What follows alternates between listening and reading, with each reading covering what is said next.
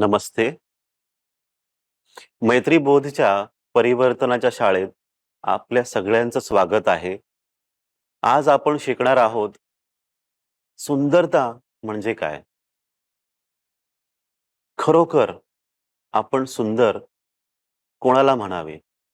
की हा व्यक्ती सुंदर आहे किंवा मी सुंदर आहे, आपण कधी असं म्हणावं? असं म्हणतात, सुंदरता ही लोकांच्या डोळ्यात आहे. जे बघणारे आहे, त्यांच्या डोळ्यात सुंदरता आहे. पण खरोखर जर आपण पाहिलं, सुंदर कोण? काय ती सुंदरता आहे? सगळ्यात महत्त्वाचं जे तुम्हाला आज शिकायचं आहे, ते हे की आपल्या आंतरिक विश्वात ही सुंदरता आपण स्वतः पाहावी. दुसऱ्यांवरती आधारित ही सुंदरता नसावी. काही लोकं आपल्याला म्हणू शकतील, की तुम्ही सुंदर आहात, काही म्हणतील तुम्ही सुंदर नाहीत म्हणून. पण जेव्हा तुम्ही पाहाल स्वतःच्या आतमध्ये, की मी सुंदर आहे, मग दुसऱ्या कोणाचीच गरज नाही आपल्याला हे सांगण्यासाठी की तुम्ही सुंदर आहात म्हणून. तर सुरुवात आपण आपल्यापासूनच करावी. स्वतःच्या ह्या अवस्थेपासून की मी सुंदर आहे. समजा कल्पना करा की तुम्ही कुठेतरी चालला आहात मित्राला भेटण्यासाठी. त्याचा आज वाढदिवस आहे किंवा कुठे काही फंक्शन आहे आणि तुम्हाला त्याला एक गिफ्ट द्यायचं आहे तुमच्या मित्राला आणि तुम्ही एका फुलांच्या दुकानात जाता आणि तुम्हाला खूप अनेक फुलांमधून एक विशेष फूल तुम्हाला निवडायचं आहे. जे तुम्हाला असं वाटतं की आकर्षक आहे, मोहक आहे, सुवासिक आहे. मी हे फूल विकत घेऊन माझ्या मित्राला आज मी गिफ्ट देईन. पण असं करताना तुम्ही काय करत आहात, की तुम्हाला बेस्ट, सगळ्यात श्रेष्ठ, सगळ्यात चांगलं कोणतं फूल आहे? ते निवड करताना तुम्ही हा विचार करता का, की हे सुंदर झालं कसं?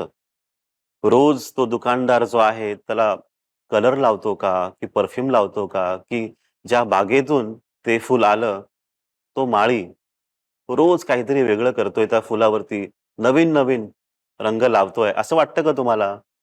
तर नाही. फूल हे सुंदर कधी होतं, जेव्हा त्याला पर्याप्त पोषण मिळतं. त्याची देखरेख केली जाते. तेव्हा आतमधूनच ते फूल सुंदर होत राहतं. तसंच तुमच्या आतमध्ये सुद्धा ही सुंदरता आतमध्ये आहे. तुमच्या आंतरिक विश्वात आहे. आपण काय करतो बहुतेक वेळा किंवा सगळेच असंच करतो, की सुंदर म्हणजे काय? की काहीतरी सौंदर्य प्रसाधन याचा उपयोग करावा किंवा ब्युटी पार्लरला जाऊन यावं. सगळंच काहीतरी असंच आपल्याप्रमाणे करत असता किंवा नवीन क्रीम आली आहे ॲडव्हर्टाइजमेंट टीव्हीवरती आणि मग आपण ही क्रीम विकत घेऊया, आपण अजून सुंदर दिसू. हे तुम्ही करू शकता, पण लोकांना कळतं की ही खोटी सुंदरता आहे.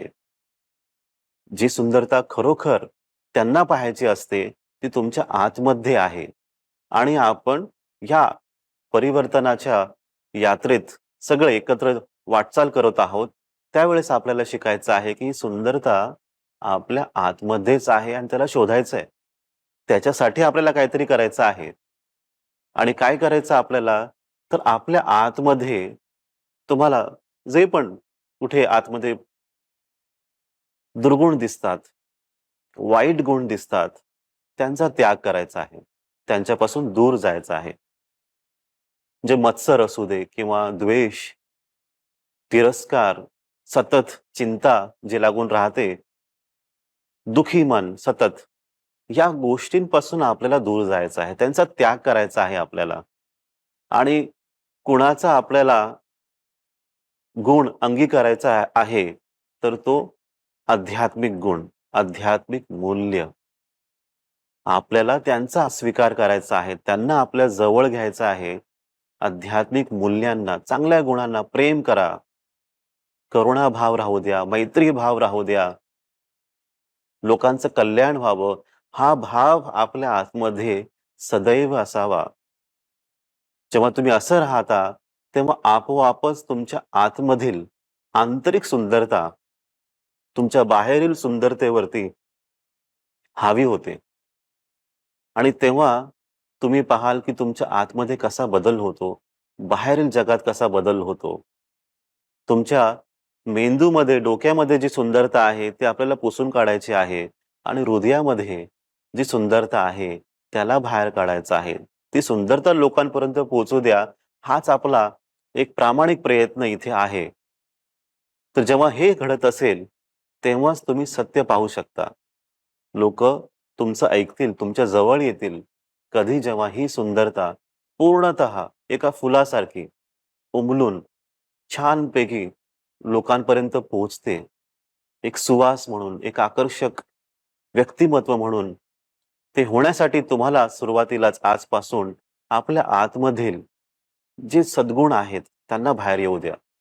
आणि ह्याच्यावरतीच आधारित आजचं सूत्र आहे आणि सूत्र आपल्याला सांगतं, दुःखी कुरूप.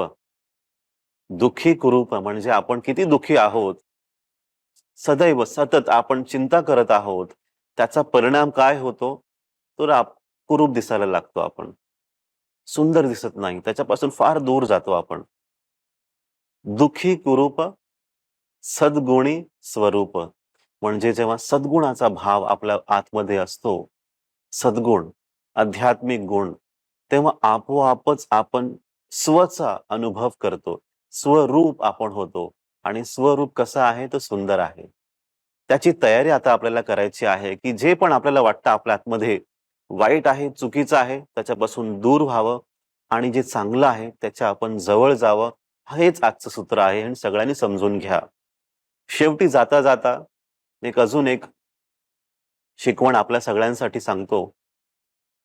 सुंदर व्हायचं असेल तर तुम्ही स्वतःला जसे आहात, जसे तुम्ही दिसता, तसंच पूर्णतः स्वीकार करा. सगळंच तुम्हाला छान एक सकारात्मक विश्व दिसेल, सुंदर विश्व दिसेल. तर आपण पुन्हा पुढच्या आठवड्यात एक नवीन विचार घेऊन भेटू. एक नवीन सूत्र घेऊन भेटू. आपलं सगळ्यांचंच कल्याण हो. आपलं सगळ्यांचंच मंगल हो. नमस्ते.